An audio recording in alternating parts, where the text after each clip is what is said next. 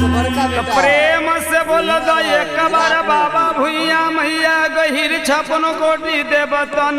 की। तो भाई सुनिए माई गहिर के 56 कोटि देवता के भजन गाने जा रहे हैं दिनेश्वर प्याज जी। भाई हो कौन समय के भजन है? जखनी लड़का धनुराम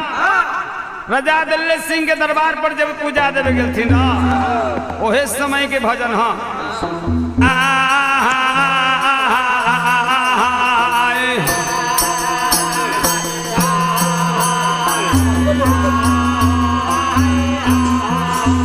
ओ बोलिया सुमरन बोलावे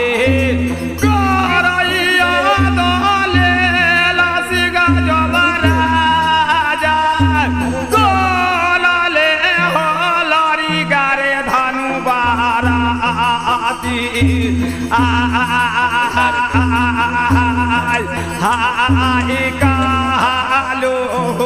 बाजना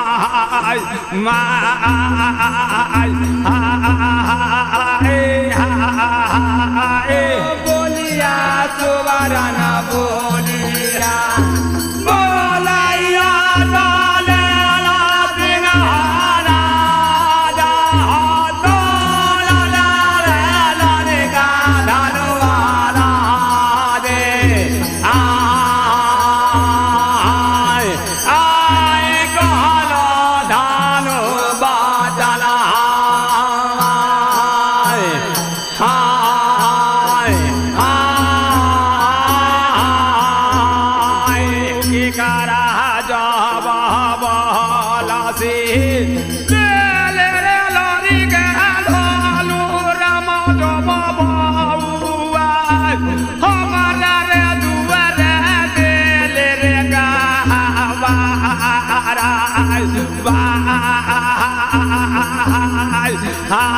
बागा पीरी हो दे रे भाई ना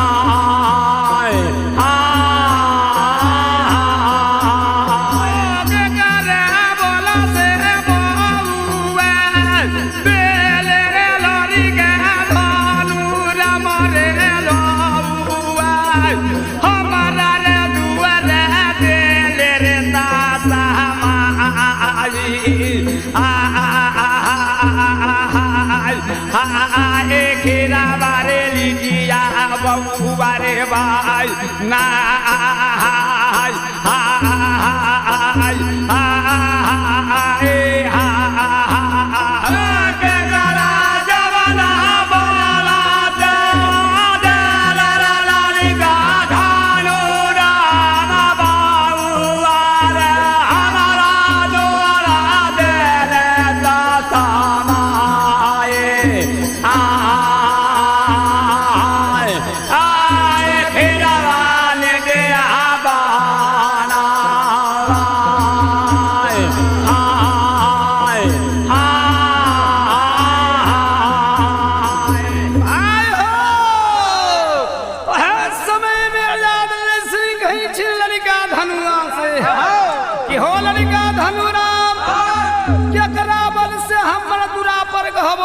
बनवा दिला और के करावल से हमर दुरा पर खिरलिटी तस्मई बना दे हो के करा बोला से बाबुआ बेल रे लड़ी का धालू राम जो बाबुआ हमारा रे दुआरे बेल रे यागानी गुंडा हाय यागानी गुना हो खाना बाय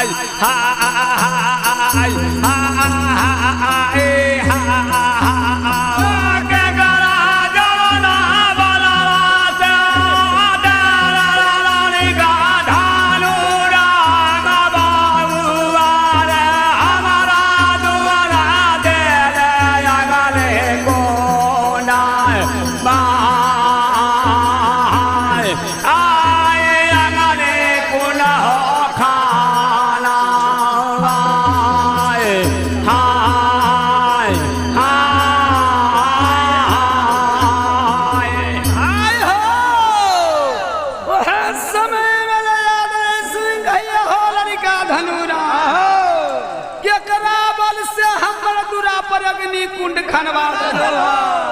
जब इतना बास नहीं छी लड़का धनुराम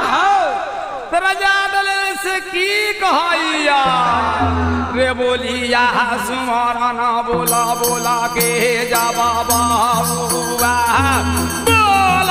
लड़का धनुराम जो बाबा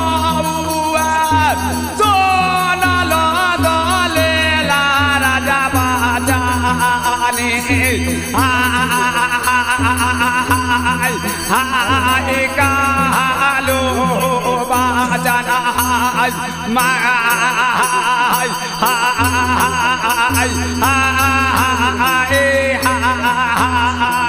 बोलिया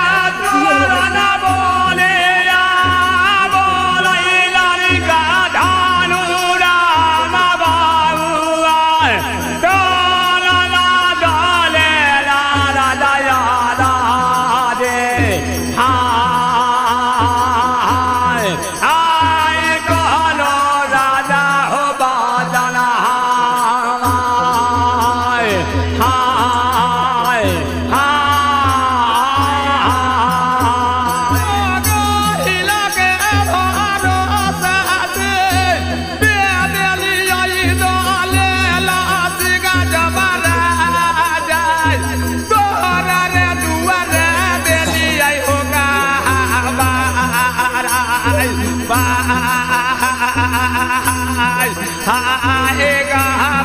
तेरे हो बाना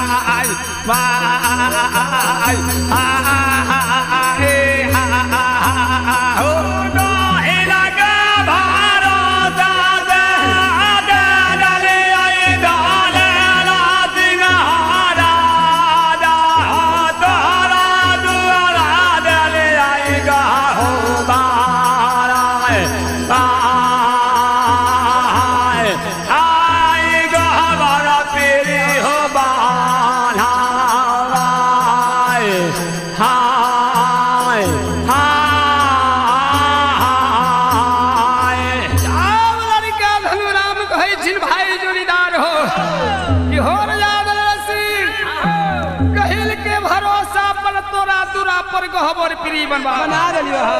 हो बकतरा के भरोसा पर दे दिलियो दले लास गजबरा